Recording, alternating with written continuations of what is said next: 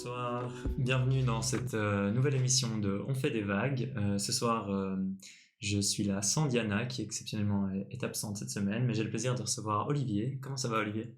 Bah, ça va bien.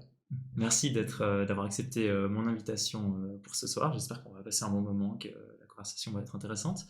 Olivier, donc je vais commencer par te présenter brièvement. Tu peux me compléter si tu veux, rajouter des choses, etc. Parce que en fait, je connais quelques éléments de ta vie, mais de loin pas tout. Ah, Donc, si je me trompe pas, tu es médecin retraité, tu es rhumatologue, c'est ça? À la retraite. Et puis, quoi d'autre? Tu habites à Épalinges, c'est ça? Mhm. Puis depuis quelques mois, quelques années, tu es engagé dans divers causes, surtout écologie ou autre chose aussi?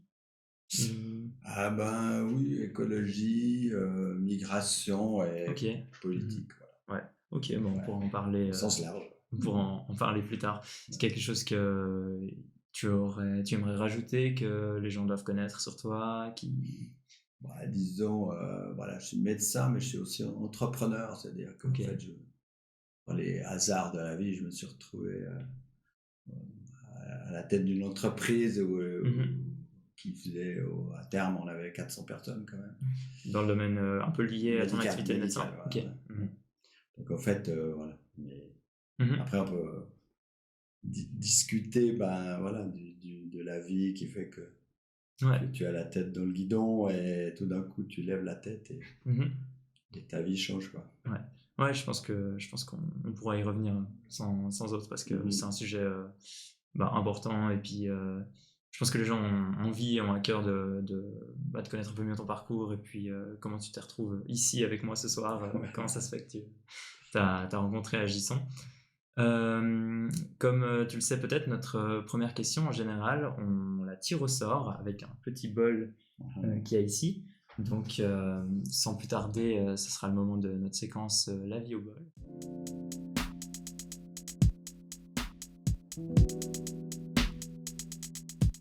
Donc, je te laisse tirer sans autre et puis la lire à haute voix volontiers. Puis si tu veux bien y répondre. Quel est le meilleur conseil que quelqu'un t'ait jamais donné? Oh là là. Ah, il y a des questions un peu plus difficiles que d'autres à répondre. Peut-être que là, t'es tombé sur une particulièrement dure.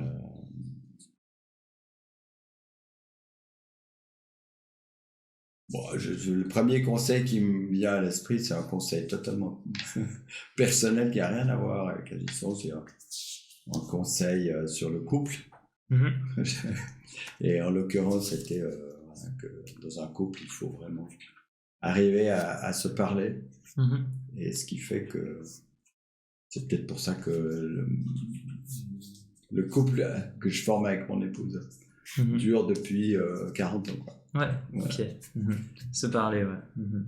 Ouais, peut-être que c'est valable. Moi, j'ai l'impression que t'as dit que ça avait rien à voir avec Agisson, mais finalement, en politique, en démocratie, pour faire société, finalement, ça a peut-être pas mal de liens aussi. Donc, oui, ouais. Oui. Et puis, enfin, voilà, on voit bien dans les groupes, dans les mouvements, c'est tout à fait valable aussi. C'est-à-dire arriver à parler et pas garder les choses pour soi. Et après, tout réside dans la manière de le faire et trouver les... Il y a des méthodes aussi, voilà, mais... Ouais.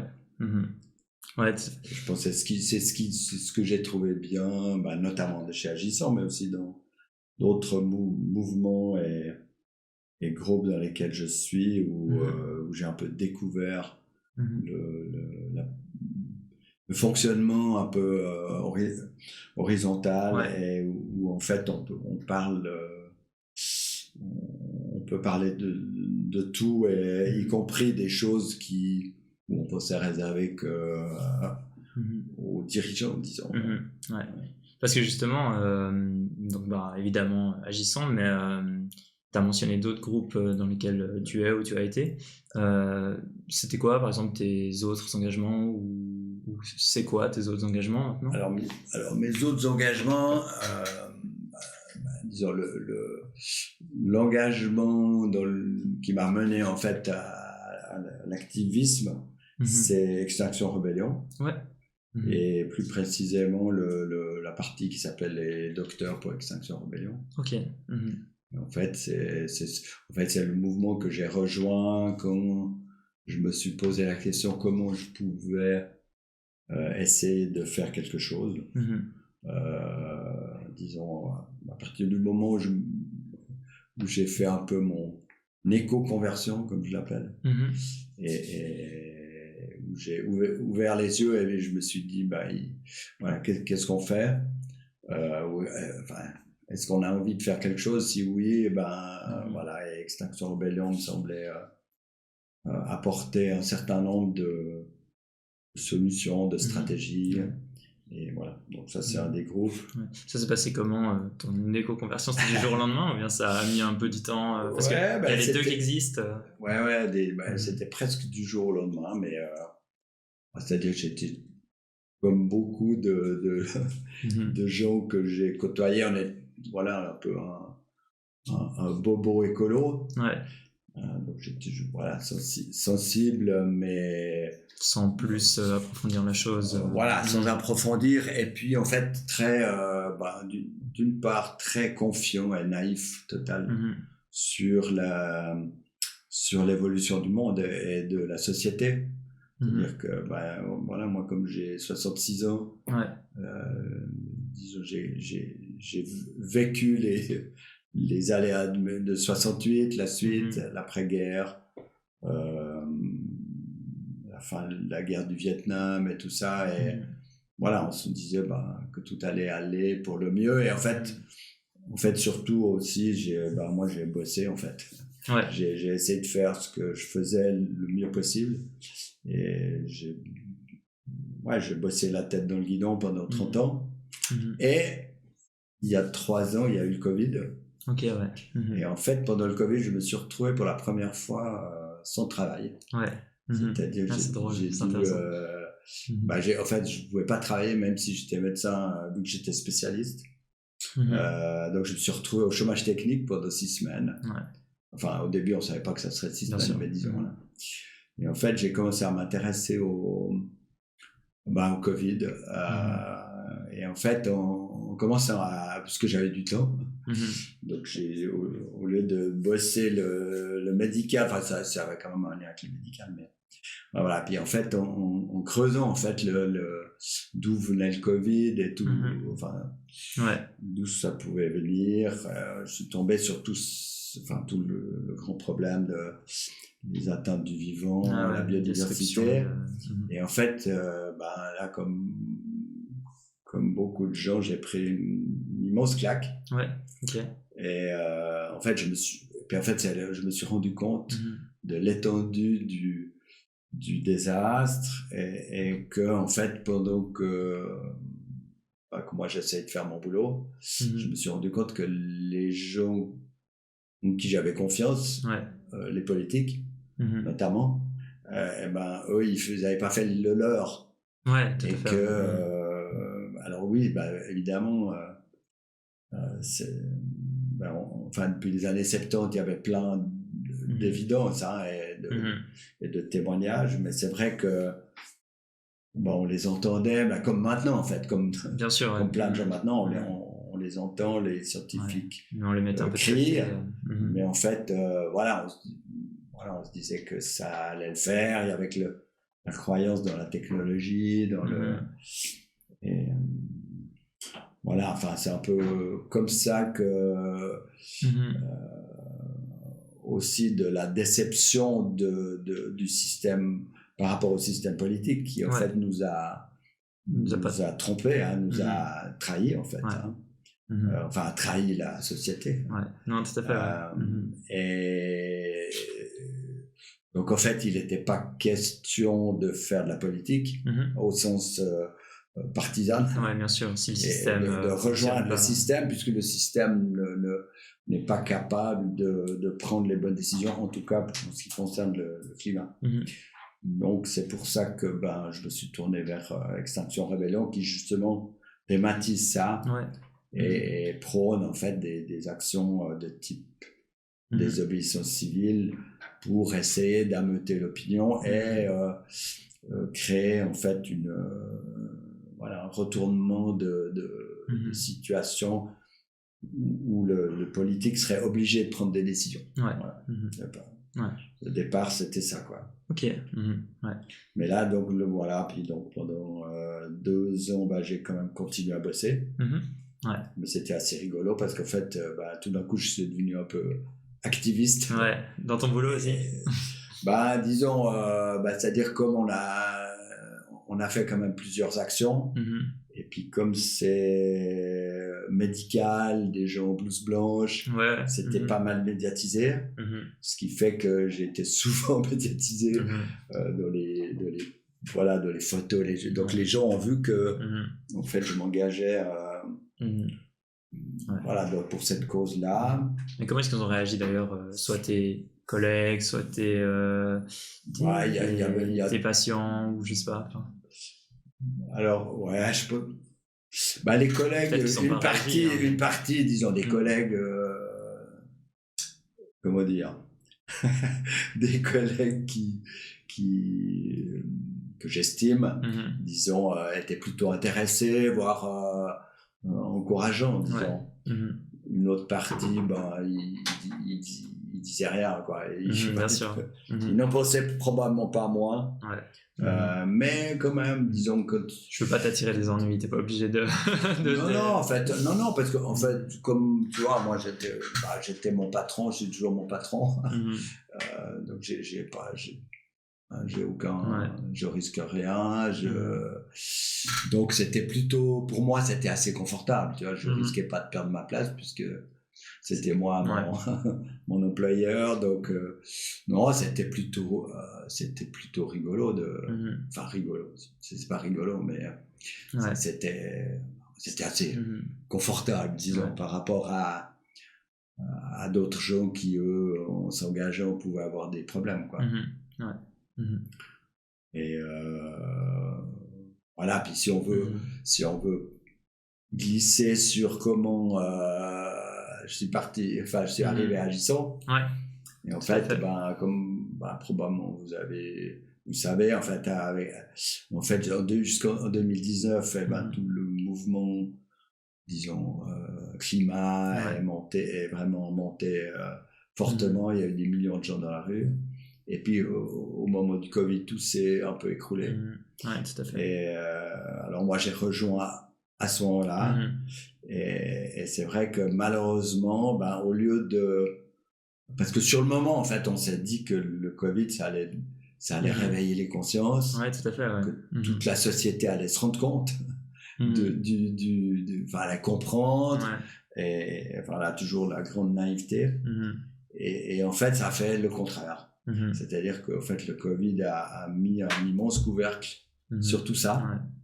Et pendant une année, presque 2, il ne s'est rien passé. Donc, il n'y avait plus rien. Ça a mis un coup d'arrêt, c'est sûr. Et après, il y a eu des timides retours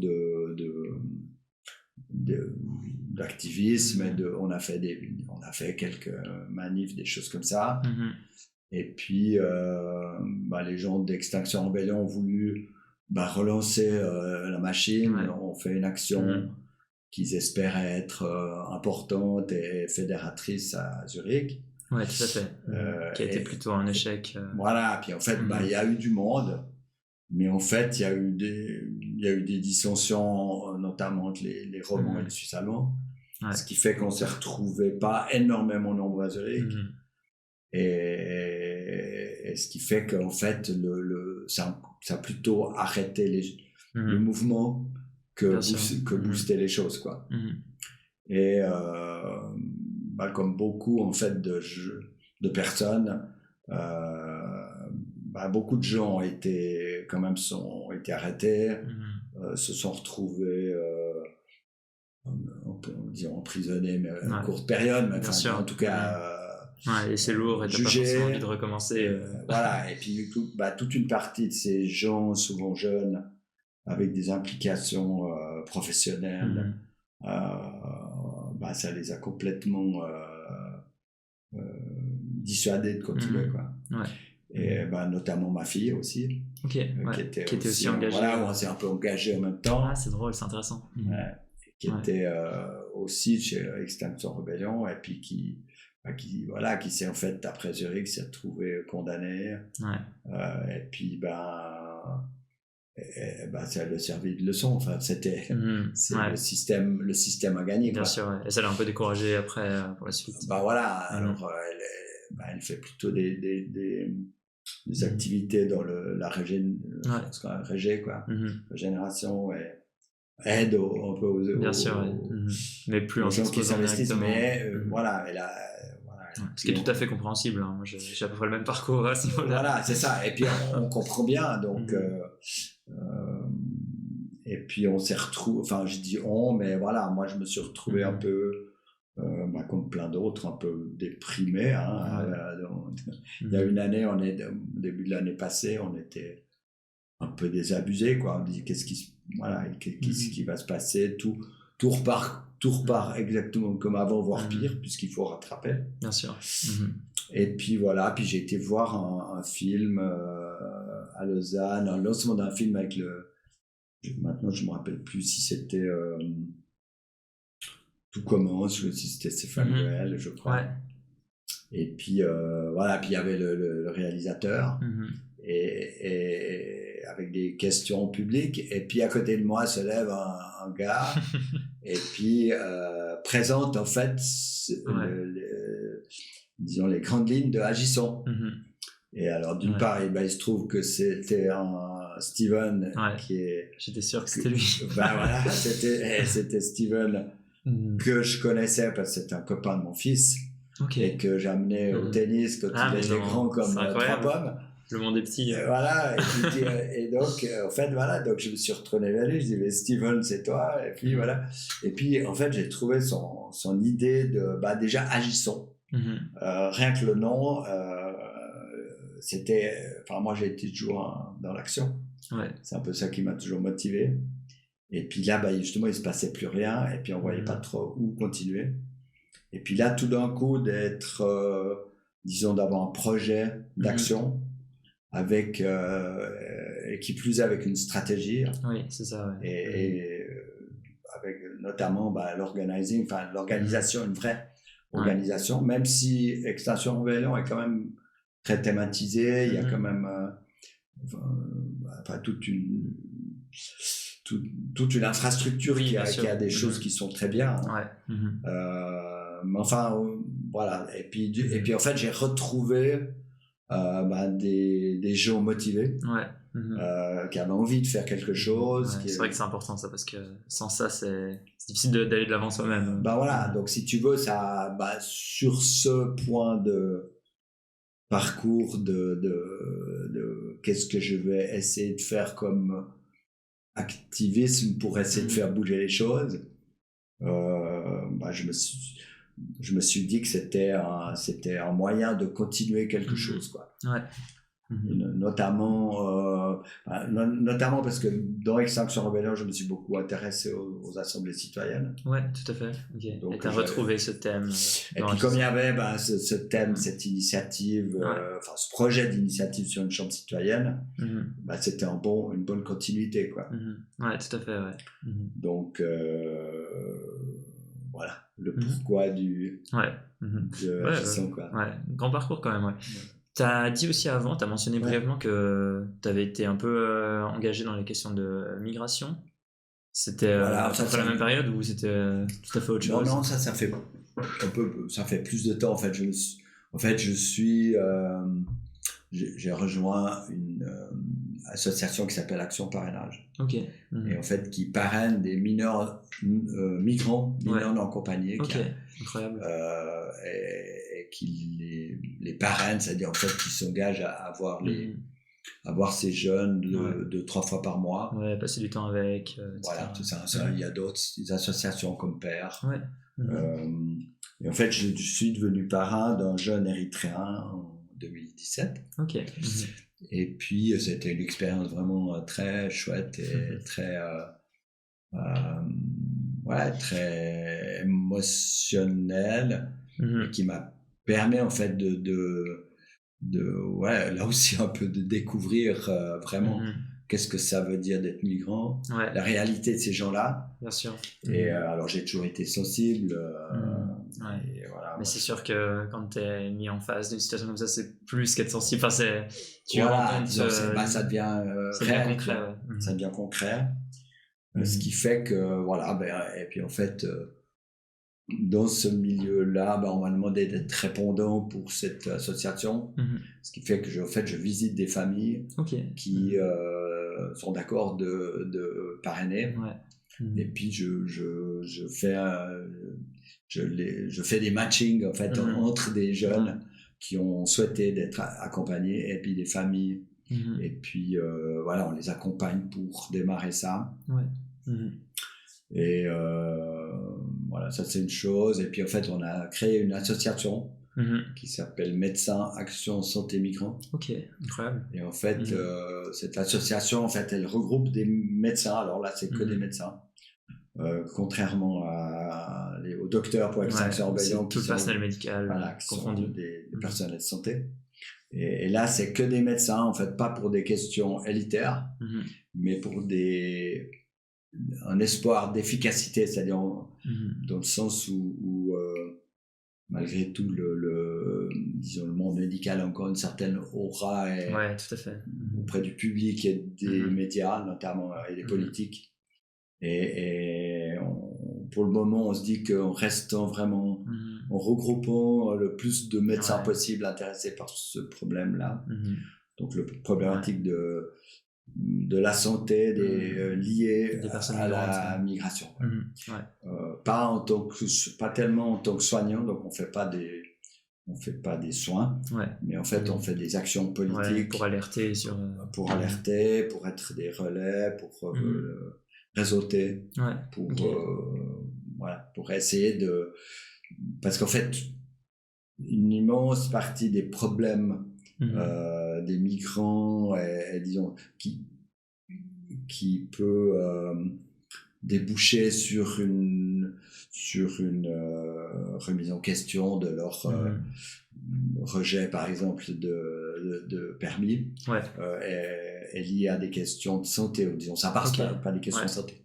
Donc en fait toutes les associations qui s'occupent de migration sont confrontées à des problèmes médicaux avec une couverture médicale qui existe, mais en fait comme beaucoup beaucoup de problèmes, c'est pour tous les gens qui sont dans une zone grise. Il y a énormément, les problèmes sont immenses. Bien sûr. Et donc voilà, donc nous on essaye de trouver notre association essaie de trouver notre place dans ce système-là pour essayer d'aider un peu. Que ce soit les migrants eux-mêmes et puis peut-être encore plus les associations qui essaient de les aider. Ok, incroyable. Donc ça c'est un peu c'est un plan d'engagement assez riche. Voilà, donc je suis retraité, mais en fait t'as pas trop le temps de te reposer. Tu travailles presque plus qu'avant. Non, pas du tout. Non, mais surtout, si tu veux, je fais que des choses qui ont du sens. Enfin, c'est pas que du tout que ce que je faisais n'avait pas de sens. Mais disons, je peux me dispenser de tout ce qui est tout ce que j'ai pas envie de faire. Oui, bien sûr. Alors après, même dans les activités dans lesquelles je suis engagé, il y a plein de choses désagréables à faire. C'est ça. Mais disons, voilà, c'est pour la bonne cause, quoi. Mais c'est intéressant ce que tu disais avant aussi sur un peu le fait d'avoir le nez dans le guidon, parce que moi c'est quelque chose que j'ai beaucoup remarqué au fil de mes engagements, et en même temps c'est assez explicable. En fait il y a beaucoup de jeunes qui s'engagent, des étudiants, etc. Puis il y a beaucoup de personnes retraitées, mais il y a cette tranche du milieu là qui est pas là en fait, mais en même temps c'est compréhensible parce que on a moins de temps, on est inséré dans la vie professionnelle et autres, mais je me suis déjà demandé comment est-ce qu'on, et j'ai pas trouvé de solution vraiment, mais comment est-ce qu'on il y a eu le Covid chez toi, peut-être ça a marché parce qu'il y a eu ce moment de pause où t'as pu mais c'est vrai que les yeux un peu, je pense que c'est un énorme problème, ça. Bon, c'est vrai en politique en général. Je veux dire, c'est compliqué de s'engager en politique, comme c'est compliqué de s'engager dans certains boulots. Surtout si tu crées une famille, si tu as une famille, si tu as des enfants. Voilà, donc, disons, une des missions que je m'imagine pour moi, c'est un peu d'essayer d'être un facilitateur. Un peu dans la mesure où je suis un hyper privilégié. Puisque, en fait, j'ai la chance de plus avoir besoin de travailler et de pas me préoccuper de problèmes, notamment financiers. Donc, je me dis que peut-être, et puis que aussi, c'est quand même notre génération qui a merdé, quoi. Et que si je veux pouvoir me regarder un peu dans la glace, il faut faire quelque chose. Et puis, voilà, donc je vais essayer de jouer un rôle un peu de facilitateur. Je vois. Mais c'est à la mesure bien sûr, de mes moyens. Tu vois. Mais en même temps, c'est un geste qui est quand même assez noble de ta part, parce que, d'un côté, oui, peut-être que t'es un hyper privilégié comparé à d'autres personnes, mais il y a plein de gens qui... Tu sais, il y a ce truc de... Si t'as des choses, t'as pas envie d'y renoncer ou autre, ou bien... Et moi, j'ai l'impression que des fois, c'est même plus dur les gens... le fait d'avoir des choses, d'avoir un certain confort, t'as pas envie d'y renoncer, donc c'est un frein à l'engagement aussi. Ou bien... ou bien cette conscience de dire c'est ma génération qui a merdé, c'est aussi plus simple d'être dans le déni, donc je sais pas. Oui. Après moi je pas la pierre aux gens qui s'engagent pas, parce qu'il y a des raisons, mais je veux dire, chacun a des bonnes raisons. Il y a 4 ans j'étais pas non plus tu vois. Après j'ai toujours été avec une fibre sociale, même dans mon boulot j'ai beaucoup bossé. Aussi comme je faisais aussi de la médecine générale, et donc j'ai beaucoup essayé d'aider les gens aussi dans leur parcours administratif pour ceux qui avaient des problèmes de santé par rapport à l'assurance invalidité, ces choses-là. Donc j'ai toujours été très sensible à ça, mais après, moi j'ai pas renoncé à tout, tu vois. Donc, non, mais c'est pas le but. Je pense si on devait renoncer à tout pour s'engager. Non, mais disons, en tout cas, je me dis que je peux essayer de redonner un petit peu, tu vois. Donc, mais je pense que, par exemple, en médecine, il y a énormément de discussions sur on voit maintenant toute la discussion qui sort chaque année au moment de l'augmentation des primes. Et puis, le problème de rénover le système de santé est de plus en plus aigu. Mais la question, c'est est-ce qu'on continue à faire exactement la même chose? C'est ce que beaucoup de personnes croient qu'il faut faire, ou ils essayent de faire. C'est ça. Beaucoup de partis aussi disent on va continuer à faire le plus longtemps la même chose, alors qu'on sait alors qu'on va dans le mur, quoi. C'est ça. Où il faut, c'est pour ça que je disais, en fait, j'étais la tête dans le guidon, parce qu'en fait j'ai aussi travaillé dans ce système-là, si on veut. Et d'autant plus en ayant des responsabilités d'entreprise, si tu veux. Tu dois jouer avec les règles bien sûr, qui sont en vigueur, quoi. Tu peux pas, si tu as plein d'employés, tu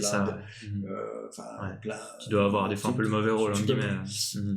Puis tu peux pas tout jeter comme si tu es tout seul. C'est ça.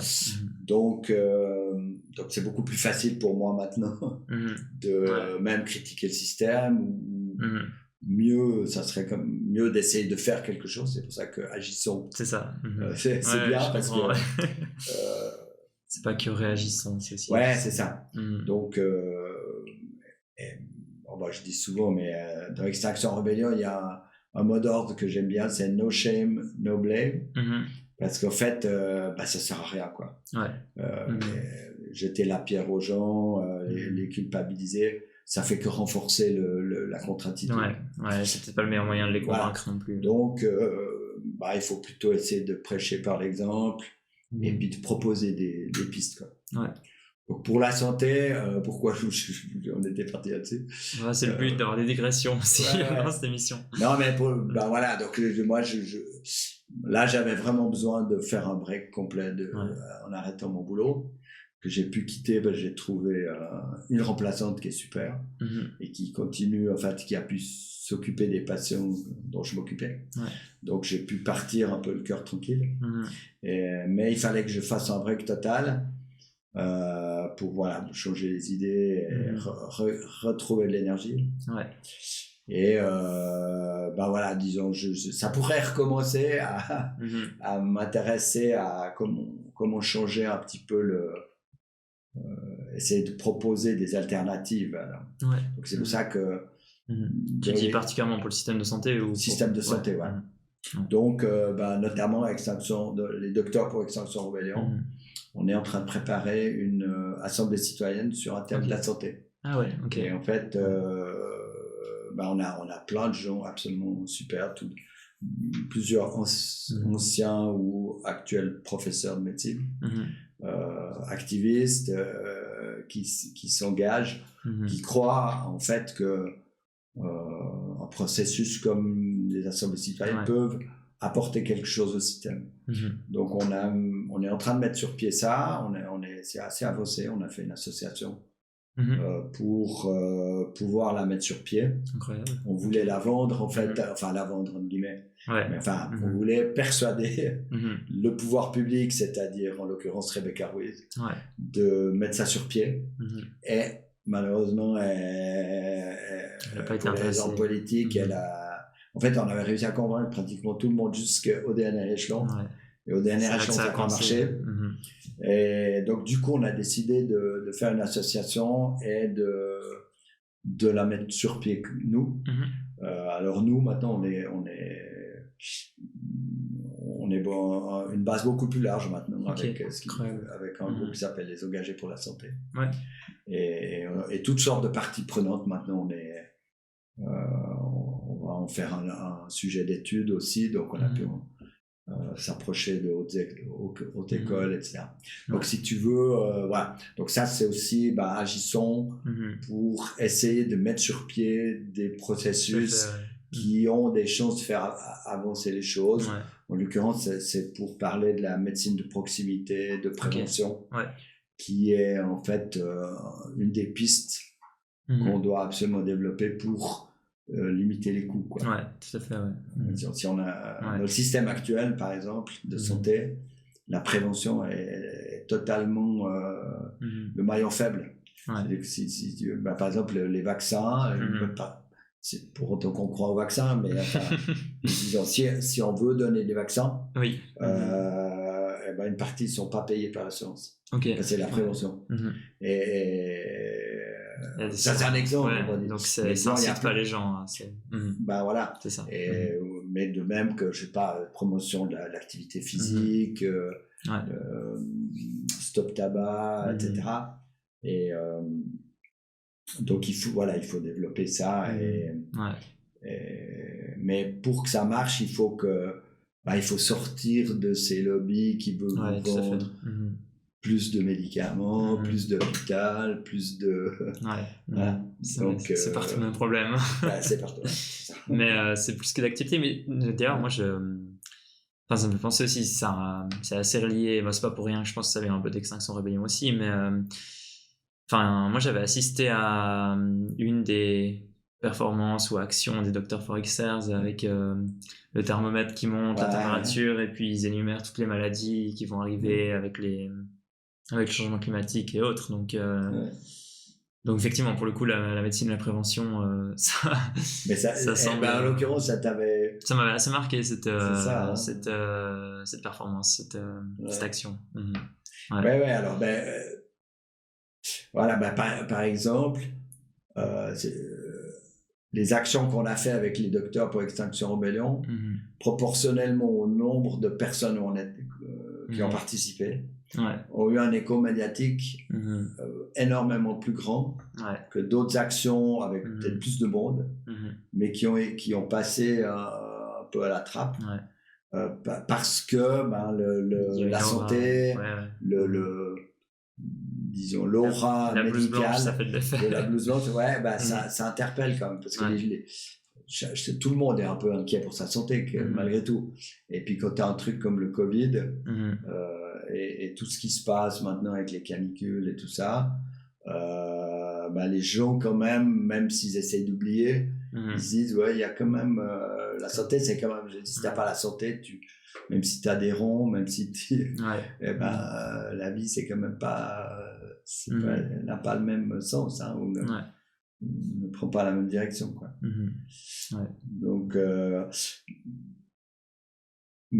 alors c'est aussi pour ça que Extinction Rebellion a quand même maintenant un peu changé de fusil d'épaule, c'est-à-dire qu'on est passé d'un mode d'action pour interpeller les gens et les politiques, pour essayer de malgré tout de les angoisser un peu, de leur faire se rendre compte de la gravité de la situation, à une stratégie où maintenant, en principe, on va plutôt essayer de perturber les politiques.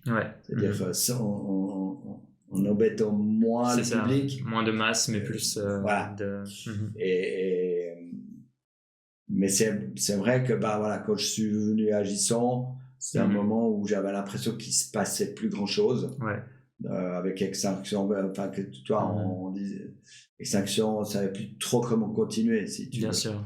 On était un peu à la limite, et puis on voit bien que à la sortie du Covid, les gens ont été tellement impactés, tant psychologiquement que économiquement, que continuer avec des messages, disons, anxiogènes, et ça allait pas forcément marcher. C'est un peu contre-productif, je pense.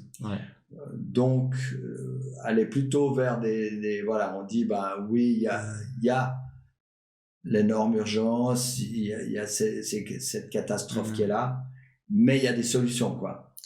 Et c'est les films demain, c'est les films solutions, disons. Les 150. Les 150, où tu te dis, même si c'est le bordel, même si probablement, malheureusement, on va pas réussir à faire ce qu'on aimerait faire, de faire quelque chose, et de faire quelque chose qui a du sens, et aussi du sens pour les autres, c'est ça qui aide le plus, quoi.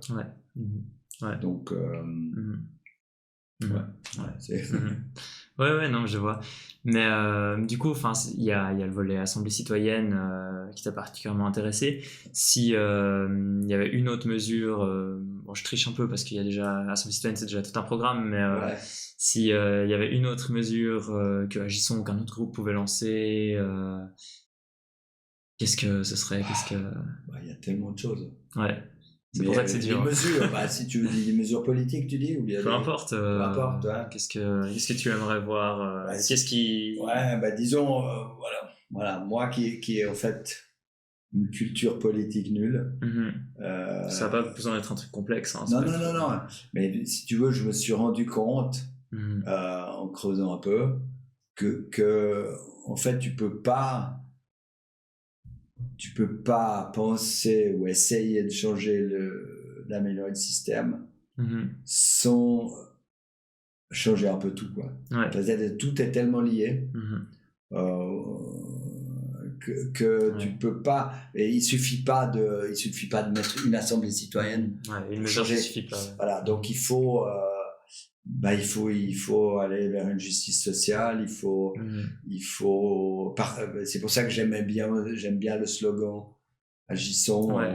il faut produire moins, Mhm. il faut partager mieux, Ouais. et il faut décider ensemble. C'est-à-dire Ouais. qu'il faut, C'est, il y ça a résume tout. tout en fait. C'est ça, Il il y n'y a a tout. pas tellement besoin de dire plus. Ouais, c'est ça. Non, mais il y Ouais. a tout, parce que il y a, voilà, il y a produisons moins, c'est la décroissance, et on Mhm. doit absolument aller vers ça. Ouais. Partager, voilà, nous on sait que le Nord, le Mhm. pays occidentaux, on est dans les, c'est nous qui sommes les plus grands producteurs, c'est nous qui Mhm. créons le plus de chaos, Ouais. biodiversité, climat, Mhm. et c'est nous qui avons le plus de rangs. Donc Mhm. voilà, souvent les gens parlent de la surpopulation, et Mhm. les spécialistes ils disent on aurait on aurait assez pour nourrir tout le monde. Ouais. Le problème c'est qu'il faut accepter de partager. Mhm. Or plus les gens sont Bien riches, sûr. moins ils veulent partager, Ouais. Mhm. et on voit c'est absolument hallucinant quoi. Mhm. Ouais. Je veux Mhm. dire, si un Musk Ouais. si un Musk disait après tout allez Mhm. je donne ma fortune, C'est ça, ouais.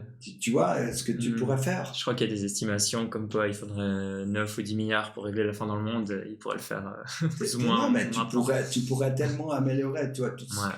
ce qui s'est passé en Syrie, toutes ces catastrophes. Mhm. Et voilà, c'est Ouais. fou, quoi. Mhm. Ouais, ouais. Mhm. Mais Donc pour répondre, mhm. il y a tellement, Oui, oui, c'est une voilà, réponse qui me va. Hein. Y a pas... Ouais. il y a tellement de choses à faire. Moi aussi, j'aurais de la peine à y répondre. Donc, Ouais. mhm. Non, mais c'est pour ça que, disons, l'idée des initiatives qu'on a évoquées, Mhm. dont les sujets en partie ont été disons, été l'objet d'un vote, Ouais. on voit bien un peu les priorités, quoi. Mhm. Et c'est vrai que celle dont on a discuté aussi dans la stratégie de Agissons, maintenant, qu'est-ce qu'on va faire? Mhm. Disons, aller vers des transports moins chers, vers une santé moins chère, Mhm. vers voilà, une meilleure égalité salariale, Mhm. des choses comme ça. Voilà, c'est ça qu'il faudrait faire, quoi. Ouais. Mhm. Ouais. Mhm. Et puis, je me demandais aussi, on parle beaucoup de ta carrière, mais en vrai, c'est assez, je pense, que c'est assez intéressant.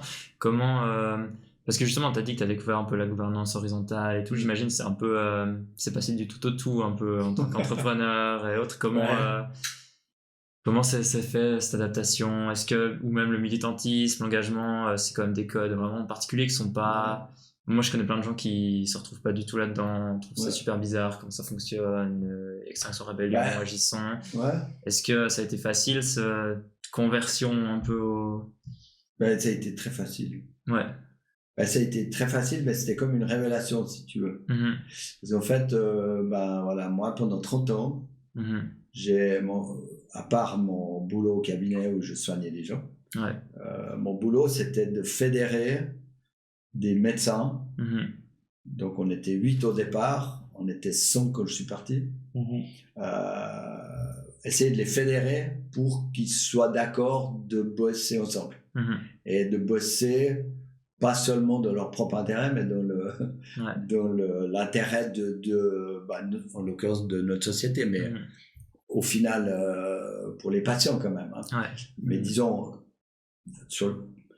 pour bosser de se fédérer pour bosser pour cette société, en l'occurrence société, société qu'on avait créée.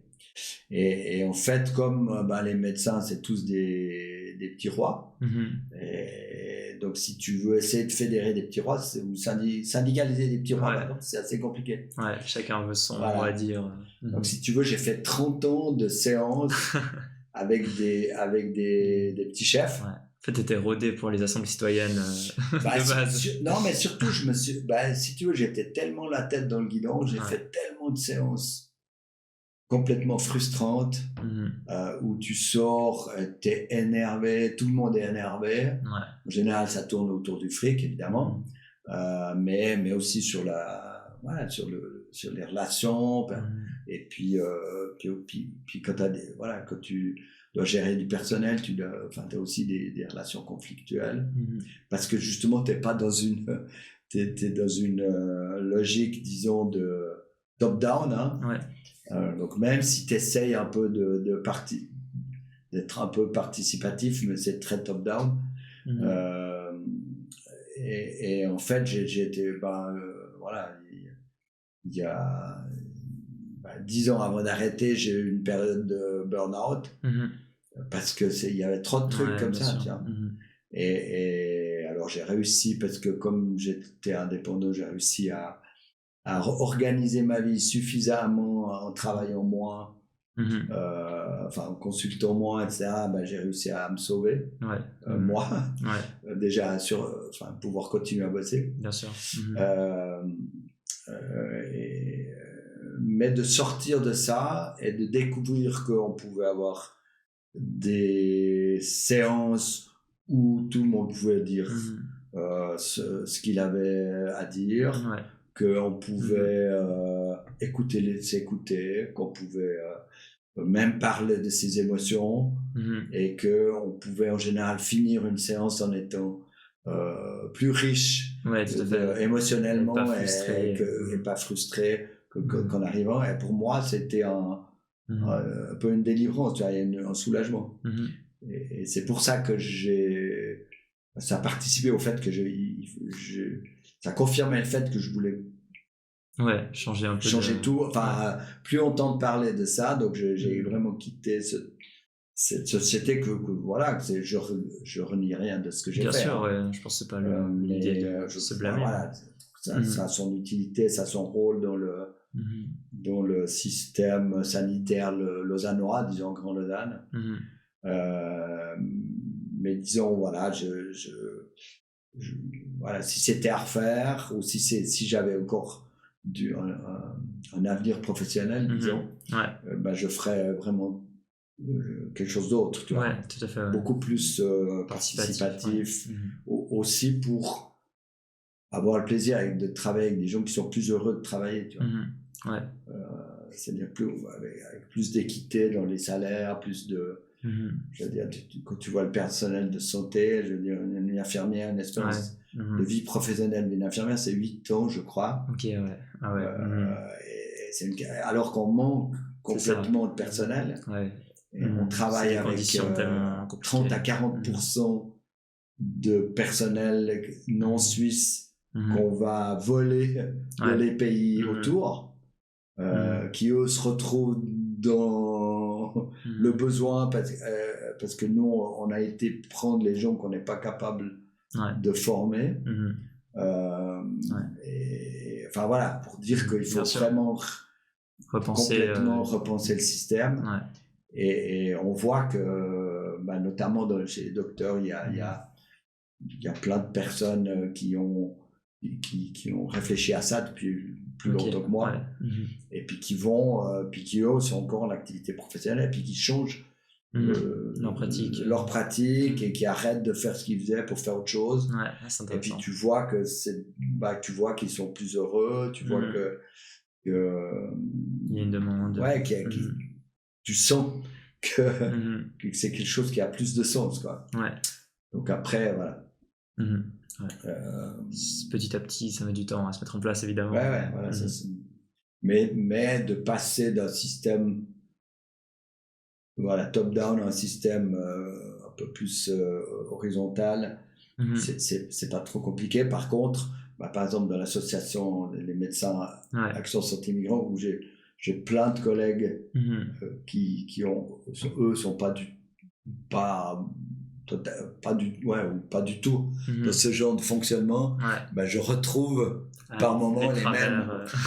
Par contre, j'essaye d'implémenter des méthodes de gouvernance partagée, des choses comme ça, avec plus ou moins de succès. Mais aussi pour surtout chaque fois qu'il y a un peu des tensions, des choses, dire il y a des méthodes, on n'est pas les seuls à avoir ce genre de problème, et puis il y a des méthodes qui existent, comme dans Agisson, utilise l'organizing. Tu peux utiliser des méthodes pour fonctionner mieux, quoi. Tout à fait, ok, intéressant. Puis je me demandais aussi au niveau, une des choses que que je trouve bien dans Agisson et que j'avais pas vraiment expérimenté avant. Il y a quand même un côté très intergénérationnel aussi, où je crois que je suis une des personnes les plus jeunes d'Agisson, mais voilà, ce qu'il n'y avait pas du tout. Avant, j'étais à la grève du climat, alors là, c'était vraiment le mouvement étudiant gymnasien par excellence, même s'il y avait quelques personnes un petit peu plus âgées. Ça aussi, comment est-ce que ça se conjugue, comment est-ce que... Parce que je sais qu'il y a aussi pas mal de personnes, alors à XR, ça a toujours été plus intergénérationnel, je crois, mais je sais qu'il y a aussi pas mal de gens pour qui c'est un frein, parce que autour de moi, je connais qui m'ont dit qu'ils étaient un peu plus âgés, mais qui veulent pas aller dans un mouvement où il y a trop de jeunes parce qu'elles ont peur de pas être bien reçues, ou de pas être comprises, ou autre. Est-ce que, peut-être que tu l'as toujours très bien vécu et que c'est pas une question pertinente, mais est-ce que... Si, ouais, je pense. Écoute, j'ai toujours bien vécu. Alors, en l'occurrence, moi, je suis rentré par des copains qui ont créé les Docteurs pour Extinction Rebellion, puis dont, à mon âge, c'est un bon copain. Mais il est vrai que on s'est retrouvé avec des gens beaucoup plus jeunes. Et c'était plutôt rassurant et enthousiasmant de voir que c'était pas un problème, quoi. Alors des fois, quand même dans Agissant, parfois je me disais, est-ce que vraiment j'ai ma place là, tu vois. Après, je me suis dit, peut-être que oui, quand même. Notamment pour des questions logistiques ou des choses que des choses que je peux faire, que d'autres peuvent pas faire, notamment sur le plan économique ou comme ça. En ce sens-là, si je peux faciliter un peu les choses. Mais non, mais moi j'adore, quoi. Ça me fait croire que je suis toujours jeune, donc. Et puis voilà, mais après je trouve que c'est aussi chouette de montrer que voilà, c'est pas que Agisson, Extinction Rebellion, c'est pas que des jeunes SRV, il y a aussi des vieux et ça. Et puis que... Je trouve même que ça fait du bien, et puis que c'est utile, parce qu'on disait avant que les médecins, la blouse blanche, ça donne du crédit et tout, le fait d'être un mouvement intergénérationnel et tout. Moi, je trouve que des fois, quand on était juste les jeunes de 17-18 ans, on passait un peu pour des clowns aussi, donc peut-être que ça fait du bien d'avoir des gens qui ont un peu plus d'expérience de vie pour être plus entendu, peut-être. Je pense, notamment par rapport aux politiques, qui peuvent du coup pas dire mais c'est des jeunes qui ont aucune idée et qui racontent que des bêtises. Alors après, ils pensent que c'est aussi des vieux qui ont... C'est ça, qui sont séniles. Qui sont tombés sur la tête, mais disons, ils peuvent quand même pas... surtout, tu vois, il y a quand même des profs d'uni, il y a des... Bien sûr. Voilà, des parcours de vie où on peut pas dire qu'on n'est pas des sans-cervelle complètement, tu vois. Donc, on a une certaine légitimité, en tout cas, à être écouté, quoi. C'est ça. Notre voix, mais autant que celle des jeunes, mais disons, mais par rapport à certaines personnes, elle aura peut-être un peu plus plus facilement écoutée par des gens plus âgés, quoi. Et puis on a, t'as mentionné avant aussi que ta fille avait été engagée un peu. Est-ce que du coup en famille tout le monde a suivi un peu en même temps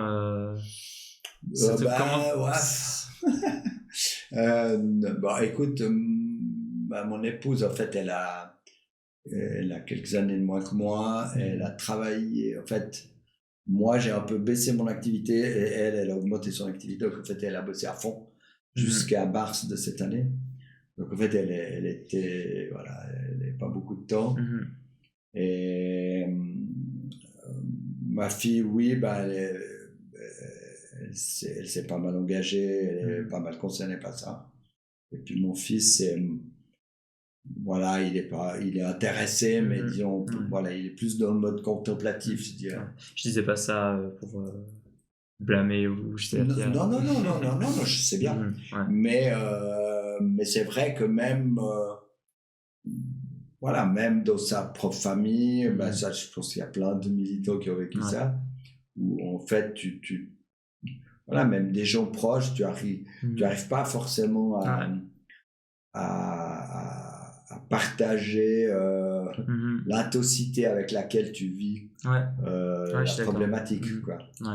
Et ben surtout, et ça c'est la même chose avec les amis, la même chose avec l'entourage, où tu as des gens que tu estimes beaucoup, et puis tu te rends compte qu'ils sont pas sur la même longueur d'onde pour cette problématique-là qui devient quand même très importante dans ta vie, quoi. Donc c'est vrai que des fois c'est un peu problématique, quoi. Ça crée un peu une différence de comme tu parlais pas au même niveau un peu certains trucs. Où notamment pour les trucs de ne serait-ce que pour les voyages, bien sûr. pour la consomme, quoi. La consommation au sens large.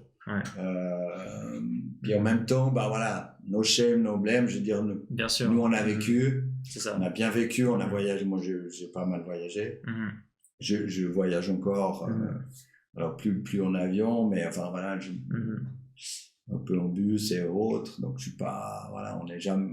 Non, mais de toute façon, personne mais entre, voilà, et alors c'est vrai quand t'as des gens que j'aime bien, puis qui font 10 voyages en une année, et des fois... le sujet vient sur la table. C'est compliqué, quoi. Non, bien sûr. Ils sont enthousiasmés pour dire, c'est bien l'Islande, mais... je sais, tu vois. Non, tout à fait. C'est aussi des choses que je rencontre un peu. Je pense dans ma famille, qu'on est tous confrontés à ça. Et après, voilà, encore une fois, je pense que ça sert à rien de... Non, je pense que prêcher les 150, c'est tellement bien démontré que, en fait, si t'es persuadé de ce que tu fais, de prêcher par l'exemple, fait que les gens autour de toi vont aussi changer, même s'ils ne changent pas tous à la même intensité, etc. Mais enfin, ça a un effet boule de neige clair, quoi. Les 150, donc, c'est un film qui relate la Convention citoyenne pour le climat. Je crois que Diana en avait déjà parlé dans une ancienne émission. Du coup, ça suit tout le processus. Donc c'est les 150 citoyens qui avaient été tirés au sort, dont plein en fait avaient aucune idée de la problématique et qui ont pris eux aussi leur claque dans la figure et puis qui se sont regroupés en une association parce qu'ils ont tellement travaillé sur cette problématique qu'ils n'ont pas eu envie que ça s'arrête comme ça. Et alors une partie ont changé de boulot, ont commencé à faire des conférences, à faire et on voit aussi que leur entourage change. C'est fou. Comment ils influencent leur entourage, et ça c'est un message vraiment très positif, je trouve. C'est ça la force des assemblées citoyennes. Tout à fait. On arrive gentiment à la fin, Olivier. Une des questions qu'on pose en général, c'est de te demander si tu as une référence à nous partager, un livre, un film, une chanson, quelque chose qui t'a marqué, mais ça peut être militant ou pas, ça peut être... oui, on en a parlé là. Écoute, ce qui m'est venu à l'esprit, j'ai vu l'autre jour dernièrement le film, je sais pas si tu l'as vu, qui s'appelle Goliath. C'est un film je l'ai pas vu, mais ça me dit quelque chose. C'est un film en fait qui a été produit en 2022, l'année passée, où il y a Gilles Lelouch et Pierre Ninet qui jouent. En fait, Gilles Lelouch est un avocat spécialisé dans le droit environnemental, et Pierre Ninet est un jeune lobbyiste, absolument cynique et odieux. Et donc très très bien joué, qui travaille en fait pour des lobbies agrochimiques. Et en fait, c'est l'histoire des paysans, des gens qui se battent pour faire reconnaître les atteintes à la santé liées à un de ces produits type glyphosate. La tétrazine, et en fait qui sont confrontés au système qui va qui va les broyer avec un cynisme absolument odieux et des rouages qui remontent en fait jusqu'au sommet de l'État parce que tout le système politique est noyauté.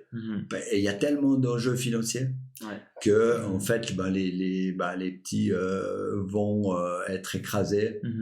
Et alors voilà, donc ça parle fort, et puis tu vois que ces gens qui se sont engagés pour ce combat, pour faire reconnaître en fait la dangerosité du produit, il y a une énorme résonance avec l'activisme écologique et puis ce cynisme des lobbies où les gens les yeux dans les yeux te disent mais non, si je croyais que ce et avait la moindre nocivité, jamais je n'oserais vous parler de ça.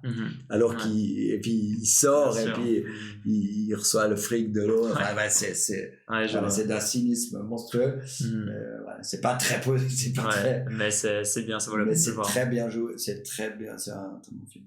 Ok, c'est marrant, ça me fait penser à un film que je suis allé voir il y a pas longtemps aussi, et ce sera ma référence du coup de la semaine. C'est un petit film canadien, je crois. Il s'appelle Until Branches Bend, jusqu'à ce que les branches plient. Et puis, en fait, c'est aussi un peu une espèce de métaphore du changement climatique où c'est une ouvrière au Canada qui travaille dans une usine de conservation de pêche. Et puis, à un moment, elle saisit une pêche, puis elle se rend compte qu'il y a un parasite dedans, une petite mouche ou je sais plus, une larve de quelque chose. Et puis, elle va au service d'hygiène sonner l'alerte un peu, puis on l'envoie y balader.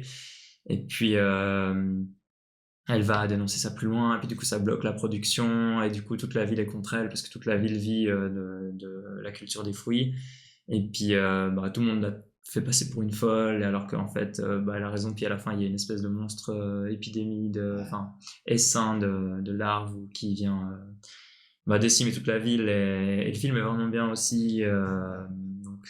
Ça résonne complètement avec le Covid, en fait. Exactement, ou le changement climatique, à choix. D'ailleurs, il y a un toubib radiologue qui s'est battu pour annoncer l'arrivée du Covid, un Chinois, et qui est décédé, en fait, un jeune. Non, c'est exactement ça. C'est ça.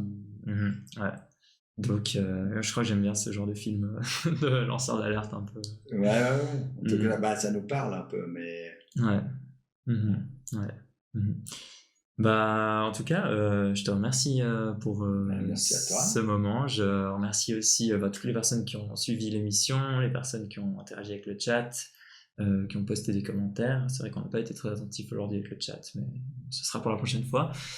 Et puis, je remercie aussi la technique, sans qui cette émission ne pourrait pas avoir lieu. Du coup, on se retrouve dans 2 semaines avec Diana qui sera de retour de vacances, et puis avec un nouvel ou une nouvelle invitée. On vous laisse la surprise. D'ici là, portez-vous bien, n'hésitez pas à suivre l'actualité d'Agisson, et puis à dans 2 semaines. Ciao. Merci. Merci à toi.